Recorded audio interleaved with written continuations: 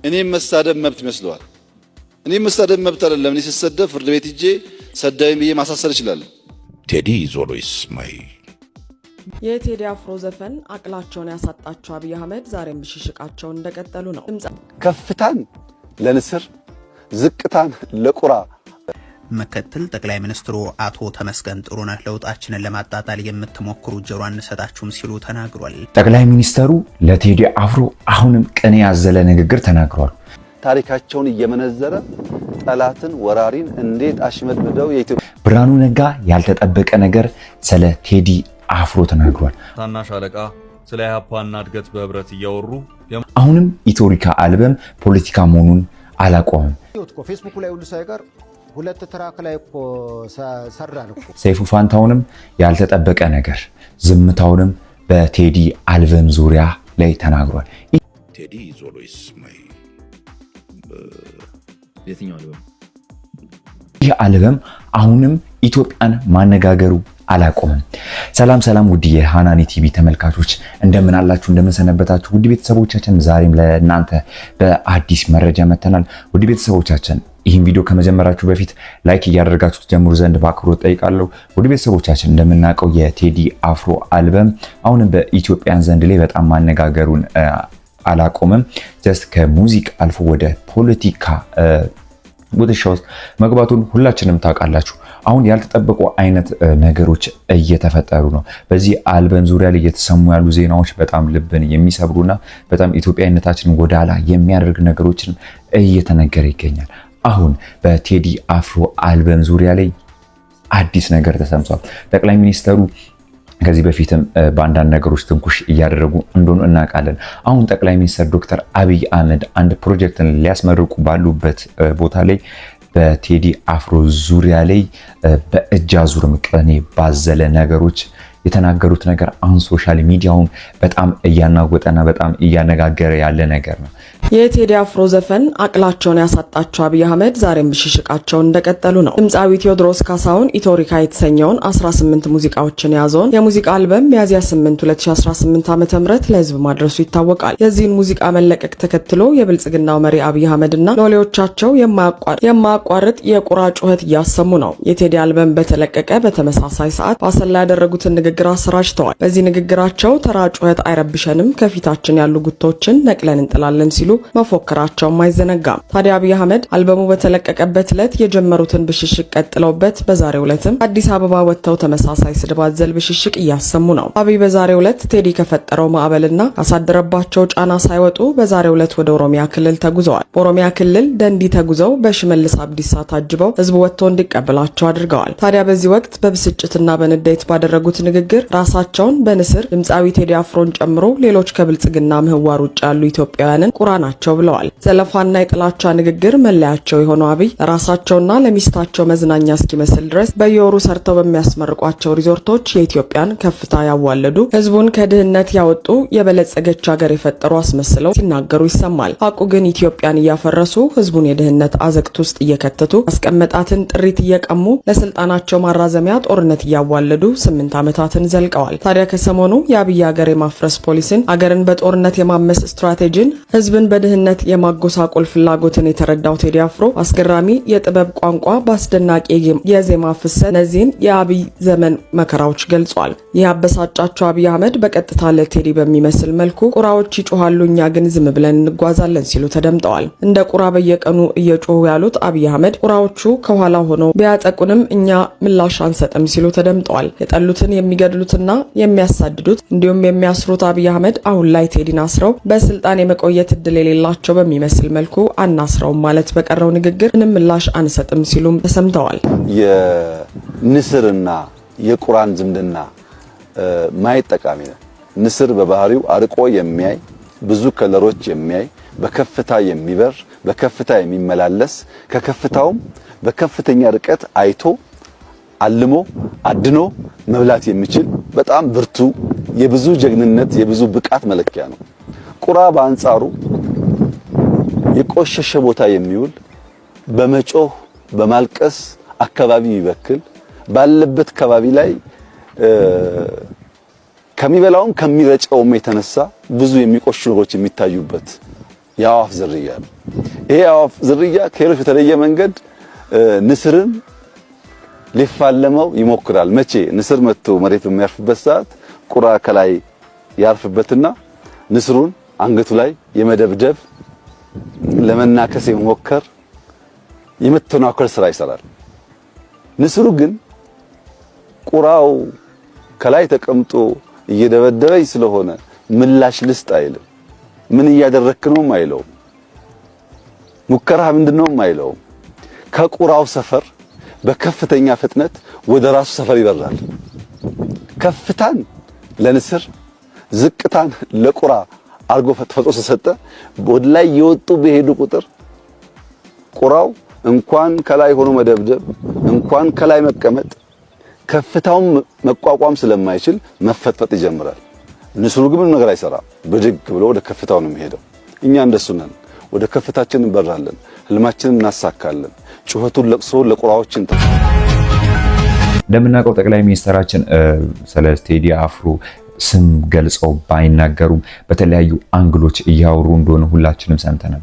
በተለይም ደግሞ የማንነት መደብ በሰጧቸው ሰዎች ላይ ሲዘባበቱ ይታወሳሉና የኢትዮጵያውያንን ሀዘን እንዲገነዘቡ የሚጠበቅም አይሆንም።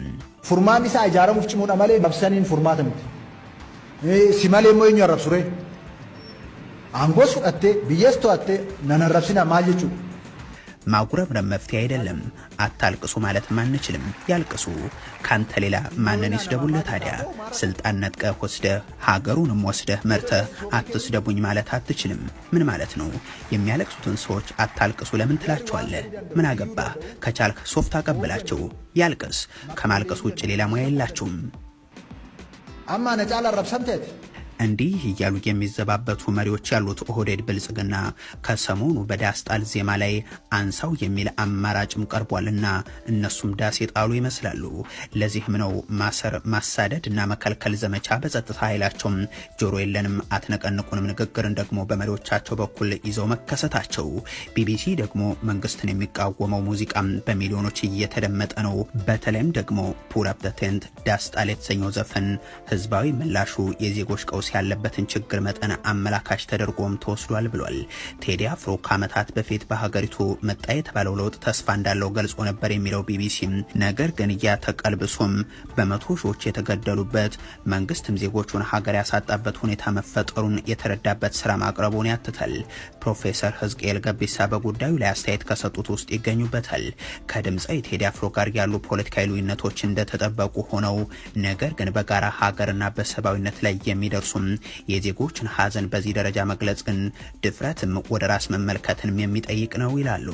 እንዲህ ያለ ግፍና ሰቆቃ ህዝብ ላይ እየደረሰና ደርሶ ከናመለካከት ልዩነትም ቢሆን ላለማዘን ግን ብልጽግና ብቻ መሆን ይጠይቃል ሲሉም አንስተዋል። እውነትን ተናግረዋል። በከፊል ኢትዮጵያ ህዝቦች ተከፋፍለዋል፣ ተደፍጥጠዋል፣ ተለጉመዋል፣ ተለያይተዋል፣ እርስ በርስ ተጨራርሰዋል። አብሶሉትሊ ዳስ መጣል ይገባል። እያንዳንዱ ኢትዮጵያዊ ዳስ መጣል አለበት። አሁን እንደዚህ አይነት ነገር በኢትዮጵያ ታሪክ ውስጥ ተደርጎ አይታወቅም። እንዲህ አይነት ጭቆና ታይቶ አይታወቅም። እንዲህ አይነት ሌብነት ታይቶ አይታወቅም። እንደዚህ አይነት መገዳደል ተደርጎ አይታወቅም። ታይቶ አይታወቅም በሰው ልጅ ታሪክ። ሰውን ገለ በአህያ መጫን፣ ሰውን ገለ በመኪና መንገድ ላይ መጎተት አይታወቅም። መንግስት ከመንግስት ውጪ የራሱን የመግደያ መሳሪያ ሰርቶ ሌላ መሳሪያ የሚፈጥርበት በኢትዮጵያ ታሪክ ታይቶ አይታወቅም። ሚሊዮን ሰዎች በሰሜን ሚሊዮን ሰዎች በደቡብ አልቀው አያውቁም። ዳስ ጣል ማለት ትክክል ነው። ይህንን የህዝብን ሰቆቃ ድምፅ ሰጥቶታል። የህዝብን መከራ ድምፅ ሰጥቶታል። ይህንን አይቶ ዳስ መጣል ማዘን የማይችል ኢትዮጵያዊ በዚህ ማዘን የማይችል በሆነ ነገር ማዘን የማይችል ኢትዮጵያዊ ብልጽግና ብቻ ነው። አሁን ያልተጠበቁ ነገሮች ንግግራቸው ላይ አሁን ሶሻል ሚዲያ ላይ በጣም እየተነጋገረ መጥቷል። አሁን ብዙ የፖለቲካ ምሁር አዋቂዎችም እቺን መረጃዎች በመስማት ያልተጠበቁ አይነት ነገሮችንና ብዙ ነገሮችንም እየተናገሩ ነው። ትንሽ ፍንጮችን በመያዝ አሁን ብዙ ነገሮችንም ይህን በማይባሉ ነገሮች ያልተጠበቁ ነገሮች የተናገሩ ነው። አሁን የቴዲ አፍሮ አልበም ከሙዚቃ አልፎ ባለፈው እንዳልኳቸው ወደ ፖለቲካ ዘይ እየተቀየረ ነው። እንደምናውቀው ብርሃኑ ነጋን ብዙ እናውቃለን። በዛ ዙሪያ ላይ አንድ ቪዲዮ ሰራላችኋለሁ። ብርሃኑ ነጋም አሁንም ያልተጠበቁ ነገሮችን ተናግሯል። ኦቾ ጉድሌ ቀርቦ የተናገሩት ነገር በጣም ብዙ ነገሮች ላይ እያነጋገሩ ያሉ ነገሮች ነው። እሱም አንድ ቪዲዮ መሰራላችሁ ይሆናል። ግን ብርሃኑ ነጋ እንደተናገሩት ከሆነ የቴዲ አፍሮ አድናቂ ናቸው። ቴዲ ኢዝ ኦልዌይስ ማይ የትኛው አልበም አክቹሊ የሚገርም አብዛኛው ከሜቢ ፈርስት የመጀመሪያዎቹ 2-3 ዘፈኖች በስተቀር ከዛ በኋላ በደንብ ይሄ ሙሉ አልበም ማውጣት ከጀመረ ጀምሮ የኢትዮጵያን ሙዚቃ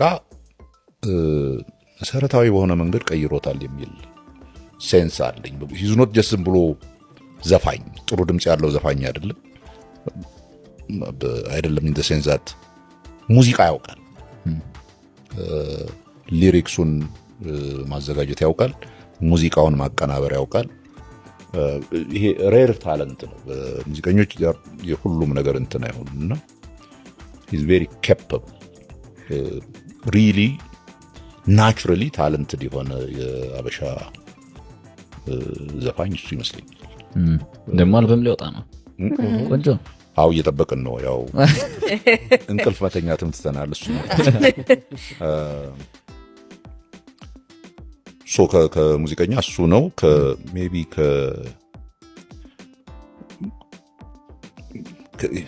ሌሎች ዘፋኞች በየጊዜው ይቀያየሩብኛል። አሁን ዜሮ ታይም ሮፍናንን በጣም ወዶ የነበረበት ጊዜ አሁን እቺ የማ የምትባል በጣም ጥሩ ታደርጋለች። እንዳልኩት ነው። ግን አይ ሊስን ቱ ኦል ካይንድስ ኦፍ እንደ ጊዜው ነው ሪሊ ነው። በጣም ይገርመኝ። አይ ምንም አልገረመኝ። ሮፍናን ይገርመኝ። የማ ምንም አልገረመኝ። የማገረም እሱ እኮ የዳንስ ጊዜ ነው። ቁጭ ብለህ የምትሰማበት ይታያል። ምንድነው አሪፍ ፊልሞች የምትላቸው? 3 ከቤስት ኦፍ የውጭ ሀገር ፊልሞች አንድ በጣም ግራብ ያደረገኝ ፊልም አይ ቲንክ 1990 ነው የወጣው ሶልጀርስ ስቶሪ።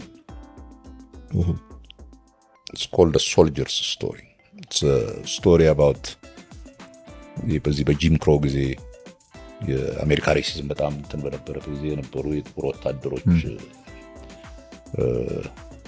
ላይ የተመሰረተ ነው። ዴንዜል ዋሽንግተን መጀመሪያ የታወቀበት ፊልም ነው እና እዛ ላይ ዘሞስት በጣም ፋሲኔት ያደረገኝ እነ ዴንዜልን ሆኖ የሚጫወተው ልጅ ሬሲዝሙ በጣም ያናድደዋል እና ግን ሚሊታንት በቃ መጣላት ነው እንትን ማድረግ ነው እሱን ለማግኘት ከነጮቹ ጋር ምናምን። የነሱ ትሬነር እና ዋና ኃላፊያቸው ሌላ ጥቁር ግን ላይት ከለር ያለው ጥቁር ላይት ስኪንድ ነው። እሱ ሂዝ ሪል ሶልጀር እና ሃርሽ ነው። የጥቁሮቹ ወታደሮች አሰልጣኝ ግን በጣም ሃርሽ ነው፣ ይሰድባቸዋል እና ለነጭ እንትኖቹ መሪዎቹ ያሽቆጠቆጣል ብለው እንትን ያስቡታል እና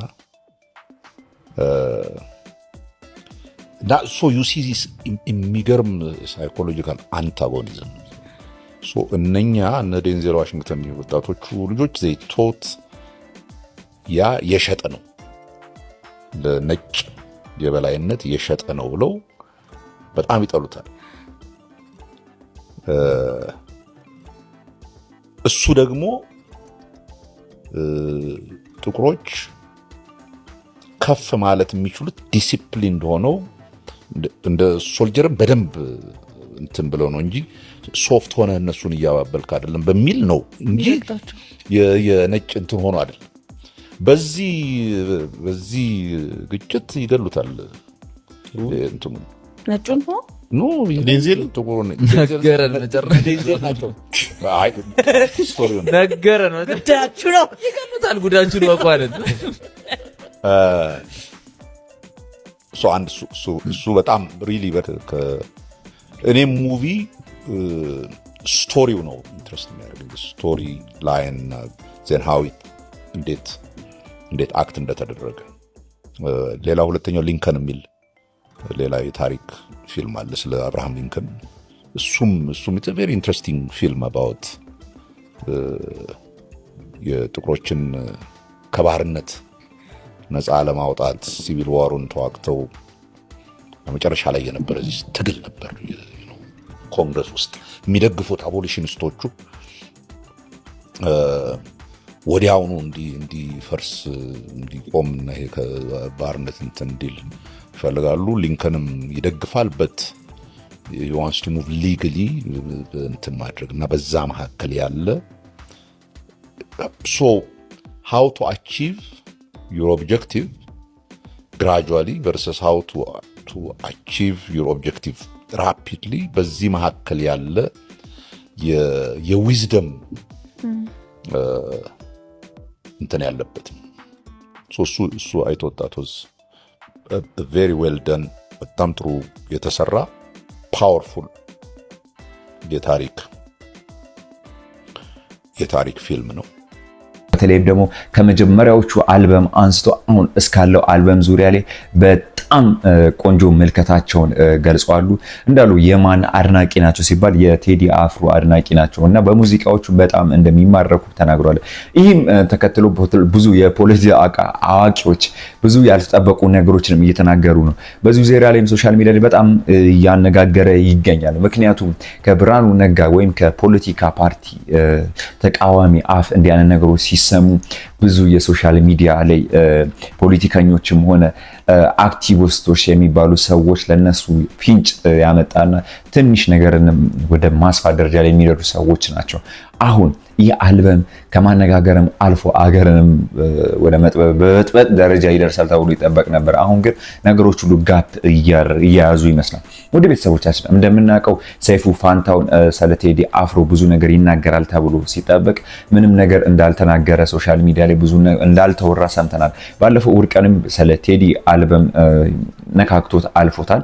ፌስቡክ ላይ ሁሉ ሳይቀር ሁለት ትራክ ላይ እኮ ሰራን እኮ አሁን ቴዲም ጨመረልን። ያው እንግዲህ ቴዲ አፍሮ አልበም ወጥቷል። በነገራችን ላይ ቴዲ አፍሮ አልበም ላይ ፐርክሽን ተሳትፏል። ክንዴ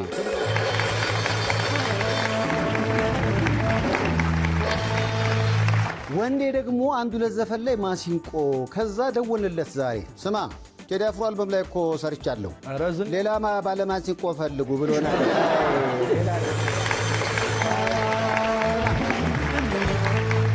ካሁን በኋላ እኮ የተያየን ተለያየን። እሺ ይሄው የለም አንተም እናንተ ምግብ ላይ ወስናችሁ እንደመጣችሁት አንተም ዝና ላይ ወስነ ስለመጣ አንተ ጥሩ ሰው ነህ። አቤት መልእክተ ሳክስ ብትገባ አታስካይ አትመጣም። አየህ እንኳን እነዚህ ጥሩ ምንም ነገር ላይ ቢሆን አይረሱኝም። አስታውሳለሁ። አይ ክንዴ ግን ወንዴ ብቻ ባለህበት ይቅናህ ብያለሁ።